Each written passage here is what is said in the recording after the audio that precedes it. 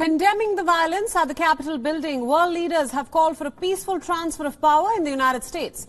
Indian Prime Minister Narendra Modi tweeted, and I quote, "Distressed to see news about rioting and violence in Washington, D.C., orderly and peaceful transfer of power must continue. The democratic process cannot be allowed to be subverted through unlawful protests." That is what the Indian Prime Minister tweeted. Meanwhile, the Canadian Prime Minister Justin Trudeau said that the attack on U.S. democracy was deeply disturbing. He added that violence will never succeed in overruling the will of the people. UK's Prime Minister Boris Johnson said that the riots at the US Congress were disgraceful and that there should be a peaceful transfer of power. And the Australian Prime Minister Scott Morrison said that the scenes at Capitol building were disturbing and that American democratic tradition must be upheld. Meanwhile, NATO's chief Jens Stoltenberg urged that the outcome of the democratic election must be respected. While Dutch Prime Minister Mark Rutte addressed Donald Trump directly, saying that he should recognize Joe Biden as the president today itself. Moving on now to the French President Emmanuel Macron, who said that universal suffrage was violated when the supporters of a sitting president challenged legitimate poll results. Quand dans une des plus vieilles démocraties du monde, des partisans d'un président sortant remettent en cause par les armes les résultats légitimes d'une élection, c'est une idée universelle, celle d'un homme, une voix, qui est battue en brèche. Norwegian Prime Minister Erna Solberg said that the responsibility now rests with Donald Trump to put an end to the violence. And New Zealand's Prime Minister Jacinda Ardern said that what's happening in the United States is wrong.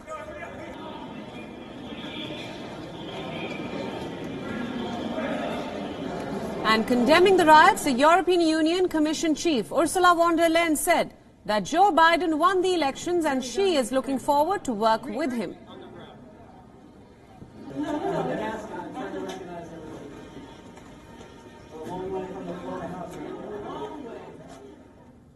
Vice President Mike Pence spoke out against the violence on the streets in Washington, and former President Barack Obama has also put a strong statement to condemn Capitol Hill violence.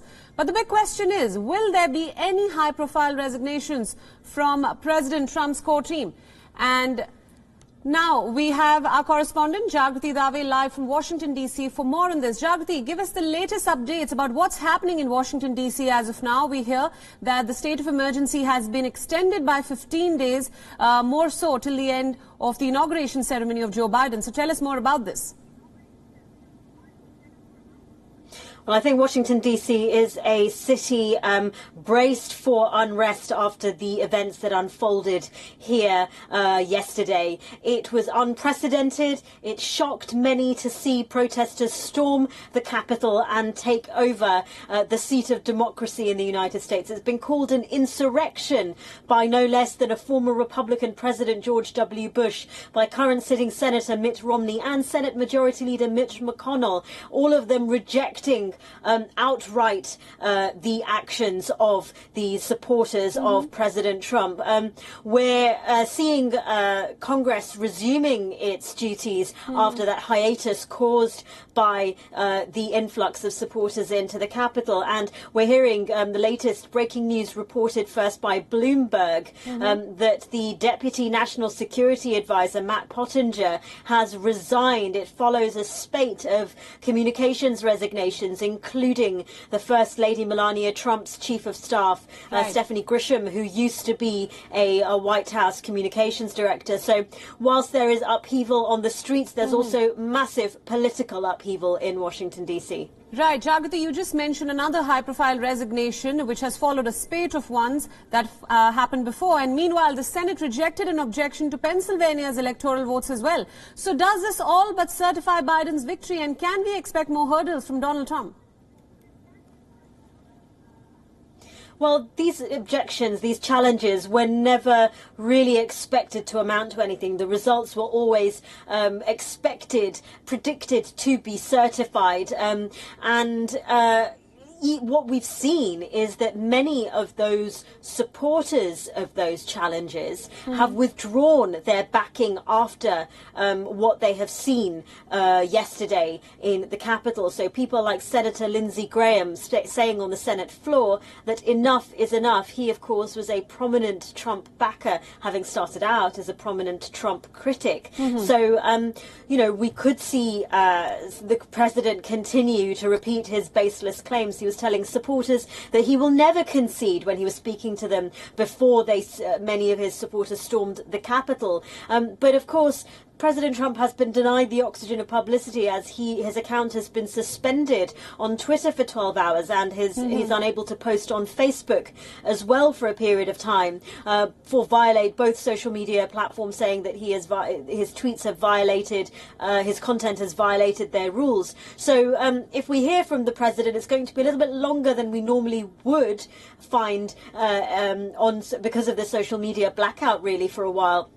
Right. So once he resumes his tweeting, we'll see what happens, because if he continues making those claims that Twitter at least says violates its rules, he could be, they say that he could be permanently removed from that platform. Right, Jagriti, very quickly, my final question. Security has been beefed up in Washington and the National Guard has been brought in. Do we expect more violence going forward before January 20th?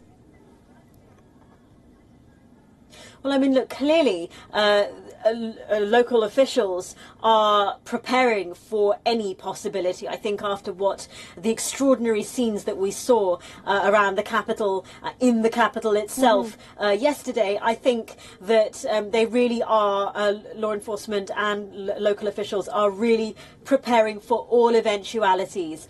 The inauguration of Joe Biden in less than 2 weeks' time is obviously one of the next key events, but of course it's going to be a slimmed down one, because the Biden administration is very conscious of the pandemic and they are holding a predominantly virtual affair. So it's going to be, it would have been anyway, a very different inauguration ceremony than we have seen in the past, with crowds of people flocking to the Capitol to witness that historic moment. So I think, you know, looking in the past with protests and riots that have happened on the street, on American streets, I think Washington DC is very much a city braced for the possibility of further unrest. Right. All right, Jagriti, we'll leave it there. Thank you so much for joining us on WION World is One.